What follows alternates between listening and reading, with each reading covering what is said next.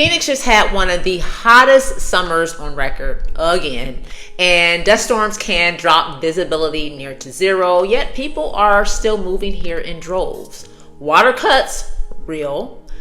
Cheaper than Cali, usually.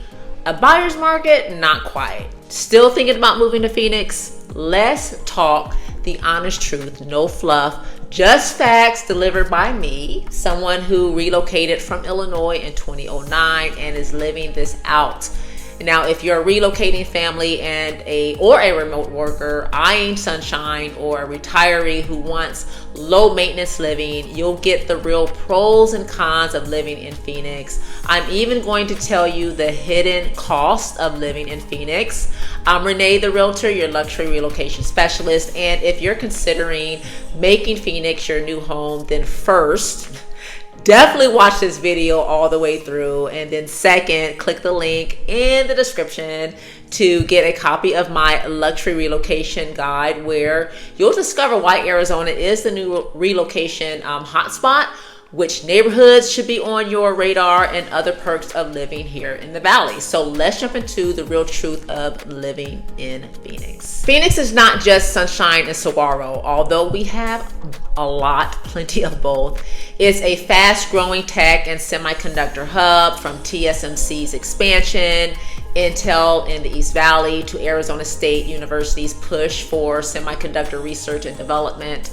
Not only are these tech giants fueling skilled jobs, they are also creating a ripple effect to the suppliers who support them, which creates even more high-paying jobs, and this all fuels the local economy. Now, if you want big city opportunity with a lower overall cost of living than some places like LA or San Francisco, Phoenix should be on your short list. Okay, so let's talk about the weather. Everyone hears about the weather, I'm sure, and I'm going to be very honest and blunt. Summers are extreme. My first summer here in Phoenix, I was walking into the school building to register my son for school, and this gust of hot wind swooped through me. It felt like I just walked into an oven. I was literally caught off guard. But 16 years later, I am still here and surviving. And as I said earlier in this video, people are moving here in droves. Nonetheless, we do have these long stretches of days where the temperatures are above 100 degrees and plenty of 110-degree days. That changes daily life. I definitely had to adjust, especially coming from the Midwest, where the summers meant being outside any time of the day and the winters meant staying in dorms for warmth. It's the reverse here in Phoenix. When the temperatures are triple digits, the last thing you want to do is be outside high noon. Trust me. So run your errands early. Try to get your gas early in the morning as well. Workouts at dawn, and serious AC in the house and in the car. And you may want to consider buying a house with a pool to cool off on our toasty days. Now, monsoon season, which typically runs mid-June to mid-September, brings lightning, downpours, and those dramatic haboobs that can shut down roads. It's beautiful and intense at the same time. Regarding our water issue here in Arizona, buyers ask me quite often, how bad is the water issue in Phoenix? You'll see headlines about Colorado River shortages. Arizona is in Tier 1 shortage with planned reductions through CAP. Now, CAP stands for Central AZ, or Central Arizona Project, which is a canal system that brings in our water from the Colorado River. Being in a Tier 1 shortage means we receive about a 30% reduction of water supply from the Colorado River. What this does not mean is a reduction on our tap water. They aren't running dry, like our taps aren't running dry tomorrow.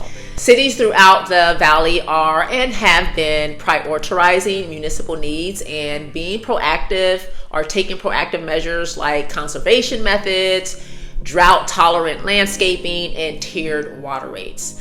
Smart landscaping and drip systems are the norm here in Phoenix. So what about the cost of living in Phoenix? It really isn't the bargain it was a decade ago, quite honestly. As the city grows and population increases, the cost of living increases along with it. However, from what I see, and I'm sure you're experiencing this as well, everything is increasing across the board and across the nation.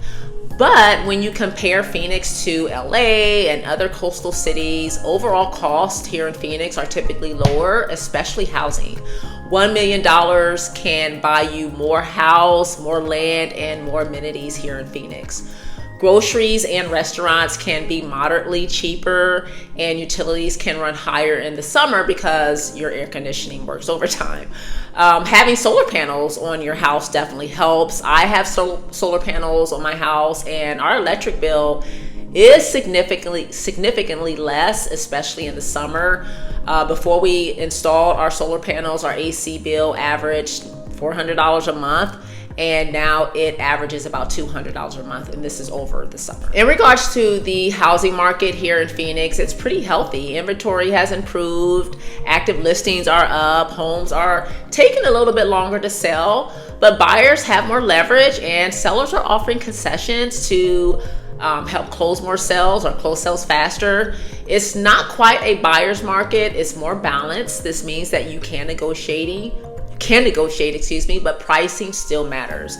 Now, if you're curious about how specific markets in the Valley are performing and if they're a buyer's market or a seller's market, you can visit my website to get market updates that are updated every 48 hours. That link is below this video. Phoenix and the surrounding cities, or as we call it, the Valley, is full of master planned communities with HOAs that have great amenities, consistent curb appeal, and rules. If you're not fond of HOAs, there are neighborhoods that are HOA free. I live in an HOA community, and honestly, there are some aspects that I could really care less for, but there are some things that I do like. So for example, one of my neighbors who lives on the next street over from me painted his house purple, which obviously is not an HOA approved color, and it was really an eyesore. I mean, he eventually repainted it. But this is one of the pros of having an HOA. Now, with all that being said, you have options. Based on my experience, there are more communities with HOAs than not. The Valley is very car-centric. Most people drive. We do have a light rail that runs through Central Phoenix, Tempe, and Mesa, which that's in the East Valley. But outside of those areas, you'll definitely need a car to get around. As I stated earlier in this video, I relocated from Illinois in 2009, and there are some costs that didn't even cross my mind. Lucky for you, I'm sharing these hidden costs with you so that you can plan accordingly. Anticipate higher summer electric bills, car air conditioning maintenance, window tint or ceramic coating to protect your car from the heat, windshield replacements due to flying rocks on the expressways. I've had to have my windshields replaced several times.